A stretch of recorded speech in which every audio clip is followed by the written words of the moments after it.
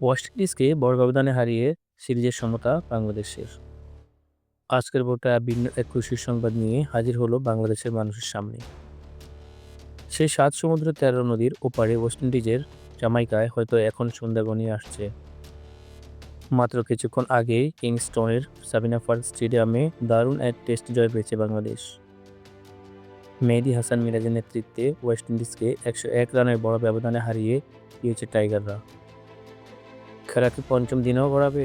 এমন সম্ভাবনা যখন উঁকি মারছিল, ঠিক তখনই সর্বশেষ আঘাতটা হানলেন Nahid Rana. Shamar Joseph stump উড়িয়ে দিলেন তিনি।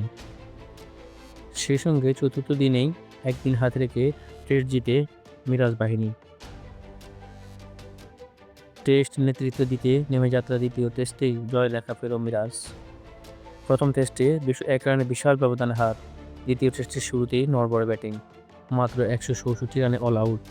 এমন পরিস্থিতিতে আরও একটি টেস্ট হারের সামনে দাঁড়িয়ে, কিন্তু বাংলাদেশের বোলারদের কৃতিত্বে স্বাগতিক ওয়েস্ট ইন্ডিজকে ১৪৬ রানে অল আউট করে প্রথম ইনিংসেই ১৮ রানের লিড পেল বাংলাদেশ।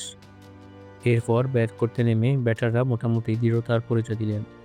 সাদমান ইসলাম ৪৬, শাহাদাত হোসেন দীপু ২৮ রান, মেহেদী হাসান মিরাজ ৪২ ও লিটন দাসের ২৫। এরপর জাকের আলী অনেক, বিশেষ করে জাকের আলী অনেক দারুণ ব্যাটিং করলেন। তার ৯১ রানের উপর ভিত্তি করেই দ্বিতীয় ইনিংসে ২৬৮ রান হলো এবং ওয়েস্ট ইন্ডিজকে জয়ের জন্য ২৮৭ রানের বড় লক্ষ্য বেঁধে দিতে পেরেছে বাংলাদেশ।